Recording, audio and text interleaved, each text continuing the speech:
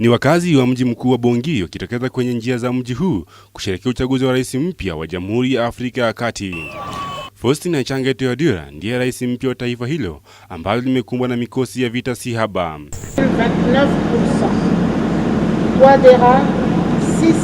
Kwa mujibu wa taarifa kutoka tume ya uchaguzi nchini humo ANE, Archange alimpiku mpinzani wake wa karibu Deldere Georges akiwa na asilimia 62.71 ya kura zilizopigwa. Vote s'est bien déroulé depuis ce matin. Nadhani tume ya uchaguzi ANE imetekeleza wajibu wake vyema. Kwa mujibu wangu na kwa mujibu wa wananchi wa Afrika ya Kati, naamini kuwa matokeo haya ni ya kweli. Delegate Georges hata hivyo amekiri kushindwa katika uchaguzi huo. Kwa nia ya uwepo wa amani na kubali matokeo ya tume ya uchaguzi. Faustin Archange amewahi kuhudumu kama waziri mkuu wa Jamhuri ya Afrika ya Kati kati ya Januari mwaka 2008 na Januari mwaka 2013 kabla ya kupinduliwa kwa serikali yake Rais Francois Bozize.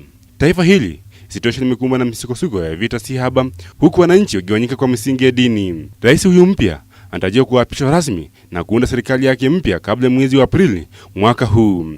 Rais wa sasa ni Catherine Samba-Panza. Saa chache tu kabla ya ndege ya Kenya Airways iliyokuwa ikimbeba katibu mkuu wa Umoja wa Mataifa Ban Ki-moon kuwasili jijini Bujumbura, Burundi, watu patao 4 waliuawa katika shambulizi lililotekelezwa jijini humo na kundi la watu wanaosemekana kupinga uongozi wake Pierre Nkurunziza. Mabomu yalilipuliwa katika tukio hilo, huku bunduki kadhaa, risasi na mabomu zaidi zikinaswa na maafisa wa usalama waliokabiliana na watu hao. Kufika kwake Ban Ki-moon kunatarajiwa kuwa mwanzo mpya wa safari ya kuleta amani nchini humo. Katika kikao baina yake na Rais Nkurunziza Jumanne iliyopita, swala la kurejelea amani nchini humo lilipewa kipaumbele. Ongoing escalation of violence in Burundi, he expresses grave concern that in recent weeks the discovery of the bodies of civilian victims, many apparently summarily executed, has become a regular occurrence in several neighborhoods of Bujumbura.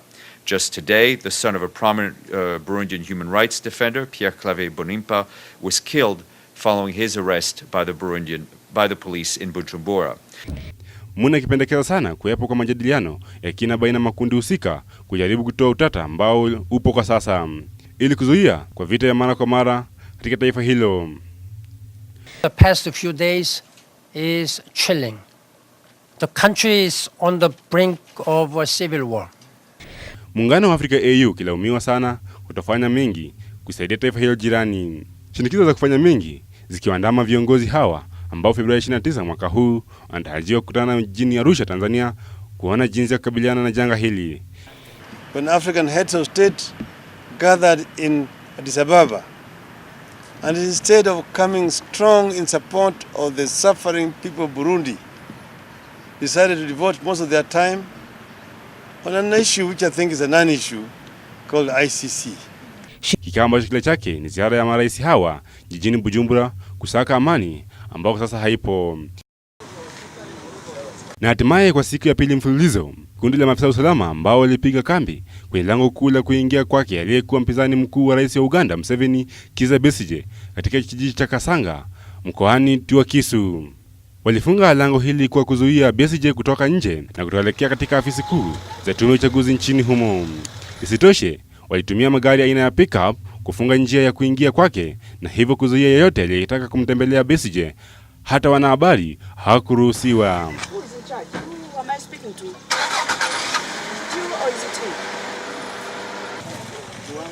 I'm not going until I see him.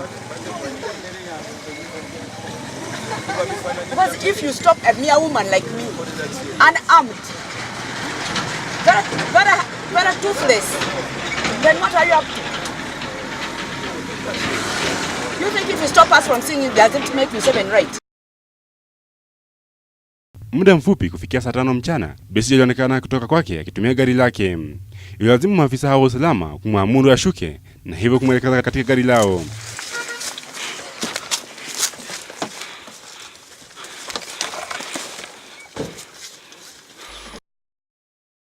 Hii ikiwa ni mara 5 kwa Besigye kushikwa na maafisa wa usalama kwa kipindi cha siku 10 zilizopita. Polisi hata hivyo walizuia wanahabari kuchukua picha zake na pia wafuasi wa chama cha FDC kuandamana na gari iliyokuwemo Besigye. Why are you calling upon thousands and thousands of people to come and escort you to go and pick papers? I would like people really to be understanding some of these issues. And we should not be blind to some of the intentions. Besigye alikataa matokeo ya uchaguzi wa Februari 18, akisema uchaguzi huo ulikumbwa na wizi wa kura. Besigye hata hivyo alitembezwa katika vituo kadhaa vya polisi mjini Kampala na baadaye kurudishwa kwake nyumbani. Vincent Agamu, Kurunzi ya Wiki.